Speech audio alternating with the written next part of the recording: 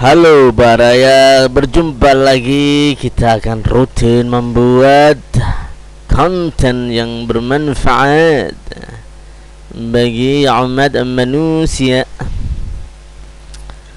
Kita jawab pertanyaan lagi dari netizen plus 62. Ya, pertanyaannya, apakah boleh menahan buang angin kentut jika sedang melakukan solat?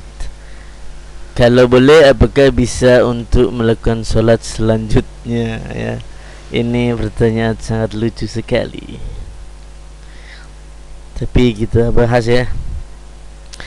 Di kalangan fuqaha, istilah menahan buang air kecil dikenal dengan sebutan hakinan, sedangkan untuk buang air besar adalah hakiban. Kalau menahan keduanya bersamaan maka sebetulnya hakiman. Jadi hakinan, hakiban, hakiman ya. Kalau hanya menahan buang angin saja disebut hafizan atau hazikon. Baca kitab Busrul Karim juz 1 halaman 101 dan kitab Nihajatus Zain halaman 80. Hukum menahan buang angin kentut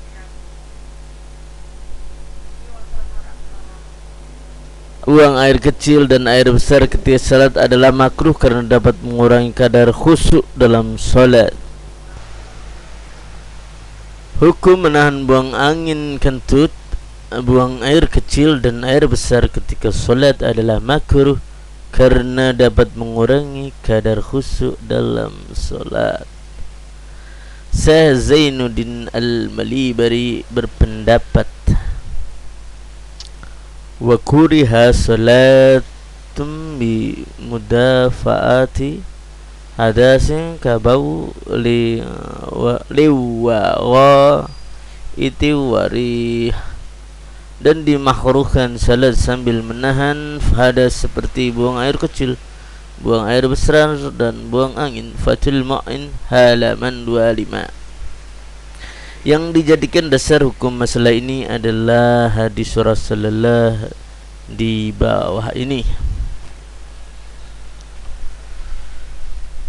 Di bawah ini yang kita baca maksudnya ya. An Aisyah qalat inni sami'tu Rasulullah sallallahu alaihi wasallam yaqul la salata bi hadarati ta'ami wala huwa yudafi'uhul akhbasan. Dari Siti Aisyah ia telah berkata,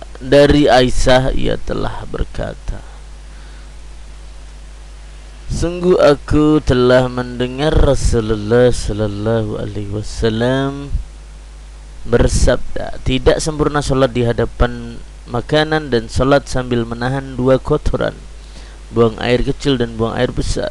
Riwayat Muslim, kitab Sahih Muslim juz 1 halaman 225. Sekalipun dalam hadis itu hanya tertera tidak sempurna, makruh hukumnya salat sambil menahan buang air kecil dan air besar, tetapi para ulama mengkiaskan, menyamakan hukumnya. Buang air kecil dan besar sama dan mengganggu kekhusyukan salat. Imam Nawawi ketika memberikan komentar terhadap hadis tersebut berkata, makruh hukumnya sholat di hadapan makanan yang hendak disantap karena dapat membimbangkan hati dan menghilangkan konsentrasi yang sempurna, dan makruh sholat sambil menahan dua kotoran, yakni buang air kecil dan buang air besar, dan disamakan hukumnya dengan ini suatu yang termasuk dalam pengertiannya, yaitu yang dapat membimbangkan hati dan dapat menghilangkan konsentrasi yang sempurna. Kitab Syarah Sahih Muslim juz 5 halaman 46.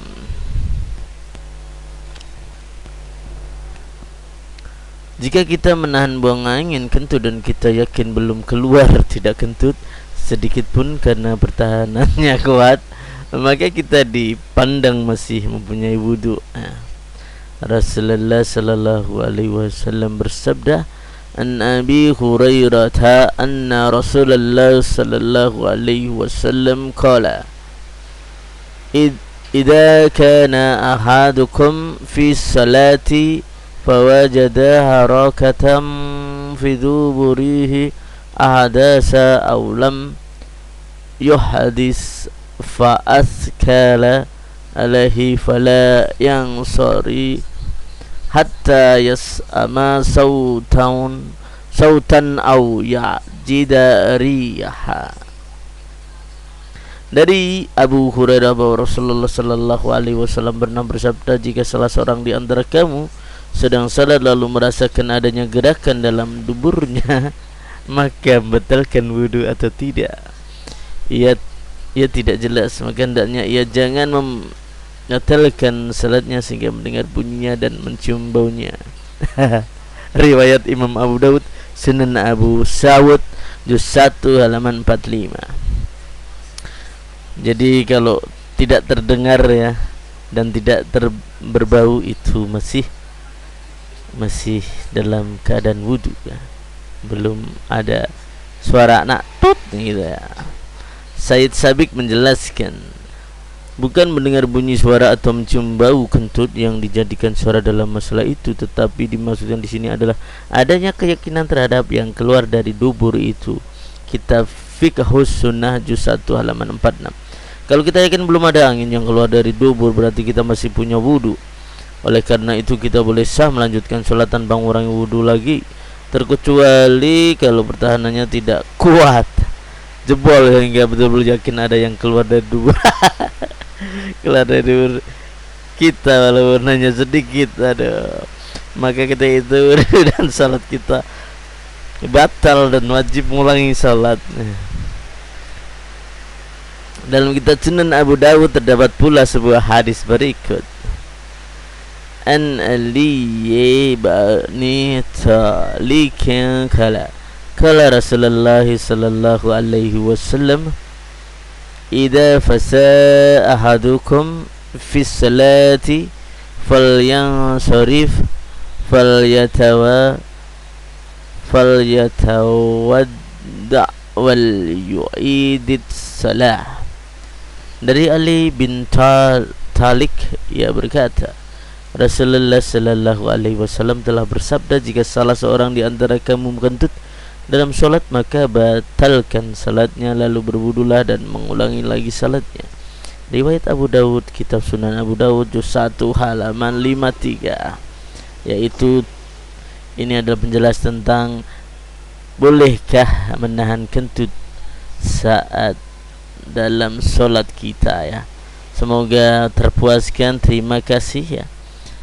Mohon maaf atas segala kekurangannya. Usikum wa nafsi bitaqwallah. Wassalamualaikum warahmatullahi wabarakatuh.